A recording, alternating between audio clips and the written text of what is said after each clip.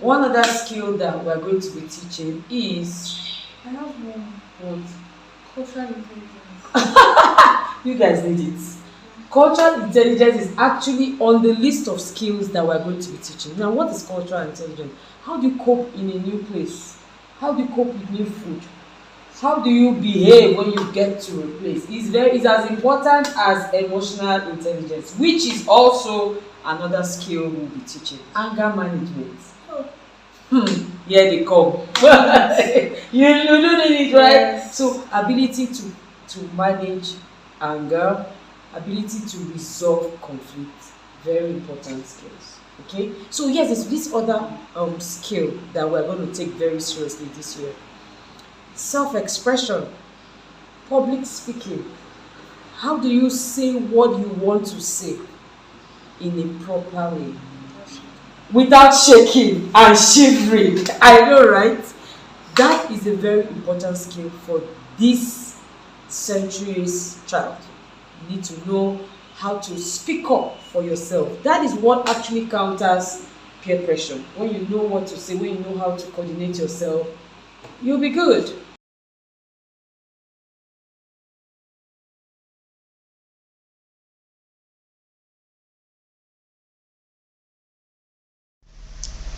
Hello everyone, welcome to the Midweek Midday Talk Show with Auntie Etima. I am so delighted to have you here. And every Wednesday, teen parents and teen mentors from across the world gather here at this talk show to talk about the issues that concern us. The common issues that we have to, deal with as teen mentors and teen parents. Now, if you're here watching live or you're watching a replay, I want you to just, say something in the comment section and let me know that you are here. Let me know that you are here. Okay, so sorry we've had a bit of technical issues, but we're fine. Please let. Okay, if you can hear me, let me know that you can hear me. Say something in the comment section. Tell me where you're watching from. Tell me is today your first time. Just chat. It's called small talk. Now, today we are going to be talking about a very important issue. So people saw this topic and they just ran to my DM to say, Auntie Etima, I cannot wait. Especially girl moms. Like my daughter is always asking acting as if there is one special thing that she's hiding. Okay, so let me say this as I attempt to introduce the conversation. We all have gone through these things. I'm a teen mom myself, and I understand when parents are concerned about secrecy from their teenagers. I totally understand it.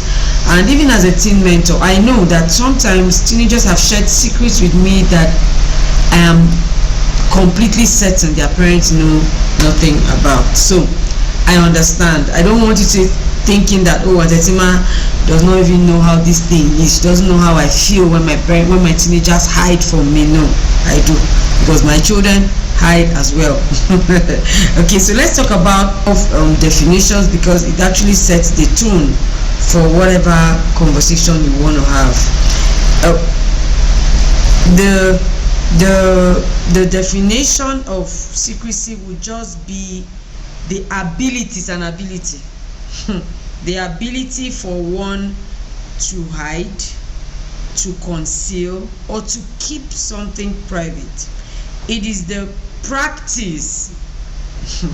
It is the practice of hiding useful and non-useful. Sometimes actually what they're hiding is not even anything, but they're hiding. Okay, and is the practice of hiding this useful or non-useful information from certain individuals or groups who you perceive do not need that information at that time, and then sharing it with someone else you think need it. Now, let me give you an example, because some of us as parents, we're also secret keepers. And it's not like it's anything bad. Sometimes what our children are keeping from us, like I said earlier, is nothing to worry about. They just feel like it's not for your information, mom. Now, where I live, you can call it a secret to many people. If you don't know me, you call where I live a secret. If you don't know me closely, you will not know where my parents live, who my parents are, where my siblings are. My siblings are all in Abuja. The general public doesn't know that information is not for them. But if you're very close to me, or if you're close to me, you're in my circle, you will not just know where they live, you will know about their children, you will know more private things. Is it that keeping that information from you is bad? No. It's not just essential, it's not just useful. And this is actually something I want us to take note of as teen parents. Sometimes the things that your children are keeping away from you, there is nothing in it. Stop wanting it by all means, because really, how is that going to be beneficial to you? Teenagers have said to me when I try to talk to them about sharing things with their parents, they go like, Ajetima, when we share these things, our parents can't take it. They can't take it. And I'm like, are they that fragile? Look, once you start having teenagers in your house, even preteens, you have to start strengthening your mind. In Nigeria, they call it bone face, strong mind. You have to start building the ability to handle difficult conversations and information. Some of you, if you as much as hear that, oh, your children have been in a club or they have had sex with somebody, you will faint, pass out, die, resurrect, come back, everything upside down, burn the house. Then your ability to handle difficult information is very low, very small, and your children know. There's what they call odeshi, full chest, this kind. You are ready to handle it. Your children are observing. If you have odeshi, if I might use the word now for non-Nigerians, odeshi is a local way of protecting somebody used by medicine doctors, native medicine doctors, herbalists and all that. So odeshi is like a guard, a safeguard. So I just want you to know that if you have teenagers, you need odeshi, a certain level of odeshi in your mind, so that whatever it is that you're itching to hear, when you hear it, you'll be okay. Because some of us, excuse me, which is why I want to ask this question: what is actually your motive for wanting these secrets? What is it? Is it for your ego? Is it because you are afraid? Or is it because you want to support or help them? You need to ask yourself that question. However, before you do that, I want you to take note of the following: teens and secrecy.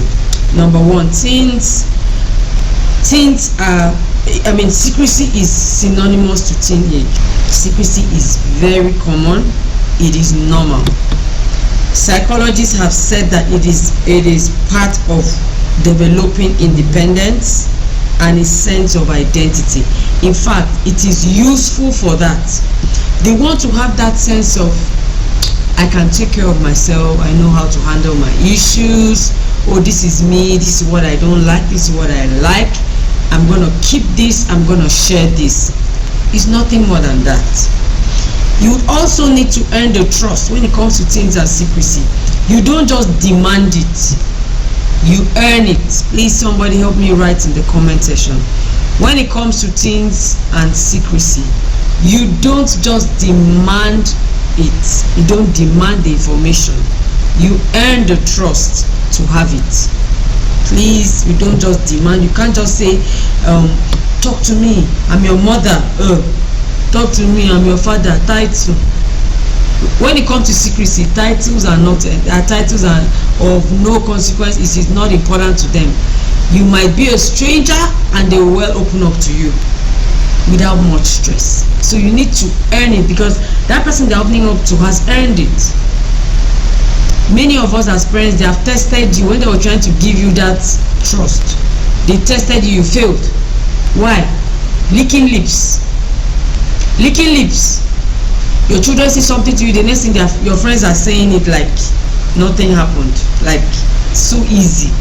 You just let go of your child's struggles, their issues, their things that they held dear to their heart. Just let it slip away from your lips like that. Beware of licking lips. Please write it there. Beware of licking lips. Beware of licking lips. Now, what else should you be careful about when it comes to teens and secrecy? Secrecy is also a way of them passing a message to you. Yeah, where they are trying to tell you that mom, dad, your parenting style is commanderish. It's tiger-like.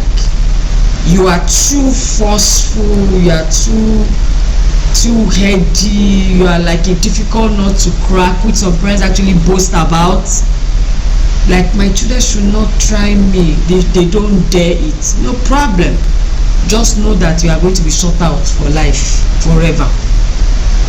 So you have to choose the path you want to go. You can't expect that you're going to be so high-handed and at the same time you're going to be arms open-wided for your children to run into your arms. No, it doesn't work like that. Every human being will resist and refrain from a tense environment, an environment where it's always force, like a military zone. No child will relax in that kind of environment. Like I said, what do you think is the reason? If your child asks you this question, mommy, so why do you want me to share my secret with you? Is there any particular reason? What would your reason be if you needed to sit down and think about it? Is it just so that you can boast like, there is nothing that my child does that I don't know, I know everything? That's ego. Is it that I don't know if you'll be making the right decisions, I don't want trouble, I don't want any shock, or I don't want surprises, or is that why? That's fear. Or is it that, okay, I would like to know so that I can actually help them, guide them, not even help. You're not the one taking the decision, but you're guiding them and you're supporting them to make the right choices. Which of these would be your major or your number one motive for wanting to access the secret vote of your children? Yes, teenagers all have secret votes. When they keep that their secret, they lock it. No go area mom, no go area dad. So, because I'm so kind, I'm here to share with you what to do so that we can know what is going on with our teenagers. Let's go for this quick short break and then I'll tell you a few of them today. My name is Lulu Akiode. I came for the 2022/2023 Christian boot camp. I feel that it was an experience that I can never lose. It was something that I needed to experience. It was something that I longed for a very long time. It was something that I demanded by all means. I give all glory to God. I thank Auntie Etima, and I hope that other children, other kids, other teenagers around the world can come for this boot camp because it is really helpful. I thank Auntie Etima for making this decision. I thank Auntie Etima. I thank 2023. I thank everyone. Thank you. My name is Ignite Bootcamp 2022 was very enlightening. It really touched my heart. Like the whole everything together was just one of a kind. Like I've never experienced. I've gone to other bootcamps, but this one was just different. Like everything. But what stood out for me was the class on self-expression, because I know that it's not only me that has like had problem self-expression now. So I know that class was a really big help to all of us. I want to give a huge shout out to Auntie Etima, Auntie Folake, and the team for making this possible. I also want to give a shout out to my parents for bringing me here to get this wonderful experience.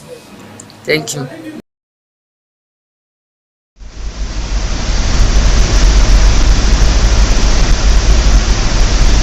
Okay, so welcome back here. Those are our delegates at the Teens Mentoring Bootcamp Ignite. You want your children, you want your teenagers rather, 10 years and above, boys and girls, you want them on that camp. Okay, so what do you do when your teenagers are hiding things from you? What do you do when you don't want them to continue to hide things from you? Number one, I'm sorry to burst your bubbles. I know that some of you came here with a very big book. You know, you want to just write down all the code, I need all the expo. Some of you came here for expo. Calm down. Just be calming down. The first thing you need to do if you want to if you want to deal with your teens' secrecy is to envisage it. Yes. Expect it. Plan for it. Teenagers would always hide things. Now, the point is to what extent. Some will hide much more, some will hide, less than others. Some will hide for a shorter period. Some will, hide for a long time. Some things you would never ever find out. However, preparing for it, envisaging it, expecting that it's going to happen would help you. Also, and more importantly, is knowing the areas that your teens will likely be hiding things from you. So I know that my teens, I see them talking with themselves, whispering.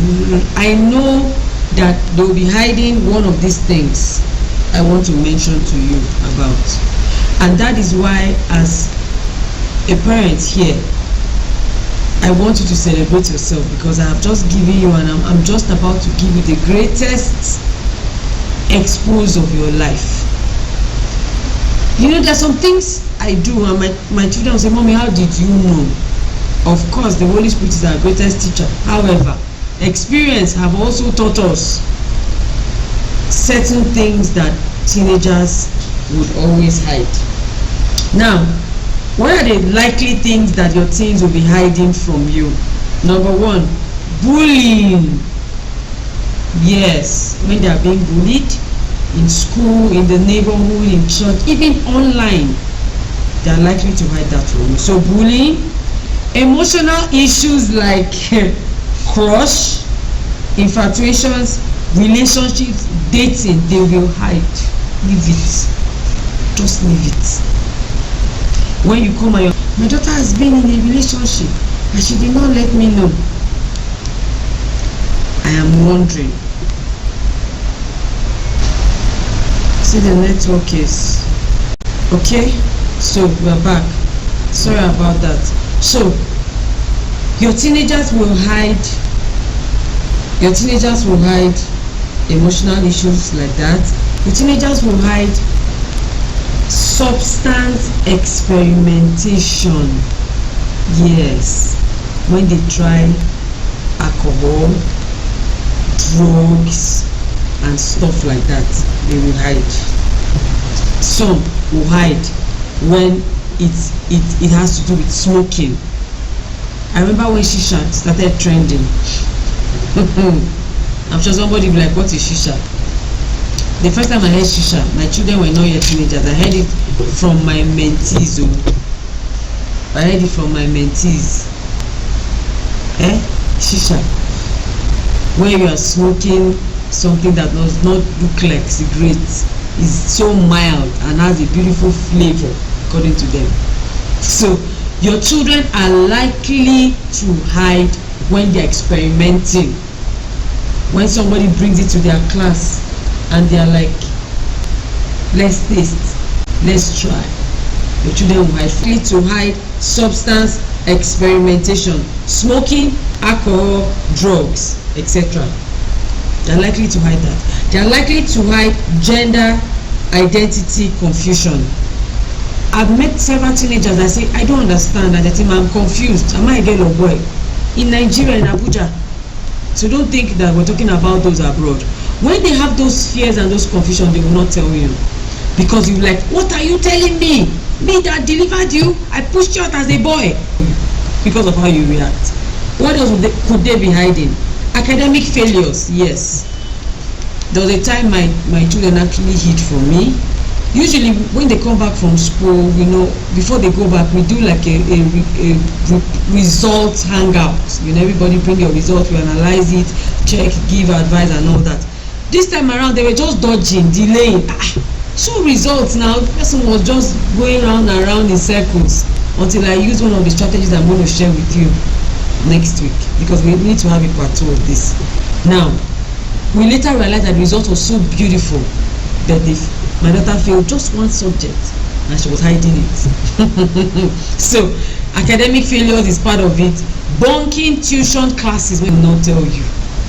I'm telling you the areas that they will hide, likely be keeping secrets from you, so that you're not just like the Bible says, beating the air. You are strategic in your information gathering. You're checking particular issues. If you tell your children to share with you about the activity in school, don't just tell you what you want to hear. Oh, school was fine today, we did this, we did that, I answered questions. They even tell you things that you like that make you happy. In fact, today everybody was just hailing me, telling me like, oh, my daughter is doing so well in school. But she's not telling you that they do jump challenges, first to finish this pack of pizza. They're just those kind of things. They won't tell you. They won't tell you about their sleepover activities, what happened when they got there. Yes, you knew they were going for sleepover, but what happened there, the conversations there, the activities there, they are likely not to tell you. So when your children come back and they give you beautiful report about everything that happened, you should be suspicious that teenagers cannot gather in a place and there will be these issues missing, these things are missing, I think that will be happening. Now, what else can they be hiding from you? The association, friends, especially when there are secret groups, anti-social. I have been able to convince and not confuse you and prove to you that your teenagers are likely hiding things, and if it is true that they are, the issues they're hiding will be one of these issues I have mentioned. I am 99.9% sure that one of these issues is included. Okay, so when you're trying to deal with this secrecy, have that as your danger zone, danger points. You need to watch out. Now, what else can you do? If you need to deal with the secretiveness of your teenagers, you need to first deal with your own issues, your anxieties, your doubts, your suspicious, those things that make you difficult to share with parents. Some parents are difficult to share with. Before the teenager lands with their information, you have taken up. You're quick to accuse, you're judgmental, you're critical, you have lots and loads of emotional outbursts, overreaction tendencies. Please go and begin to deal with those things. If not, you will hear the teenager say, I vow that I will never ever share with my mommy. You're busy telling things. Me, I don't dare. I don't even bother. Because even when a little thing like glass breaks, my mother will shout, then is it now to tell her this one? No way, she will collapse. That is how they will come together and agree that they will officially hide things from you. So you need to deal with your issues. Like when Diologe, my friend and coach, will always say, parenting is about you, not your child. So even though you're looking for the secret of your child, you need to start with yourself. Now you want your children to just come and list out all their secret and give to you because you asked for it. No, ain't gonna happen. What's the third thing you can do? Assess your relationship with your teenager. Assess it. Audit it. Is there distress? Is there disconnection? Is there conflict, unresolved conflict? If these things exist, please can you acknowledge and begin to deal with them? Can you intentionally begin to recreate your relationship with your teenagers? Look, there was a time that I disconnected from my daughter, especially when she was transitioning. That disconnection happened when she was transitioning from preteen to teenage. You know, a lot always happens at that stage. I disconnected with all my expertise.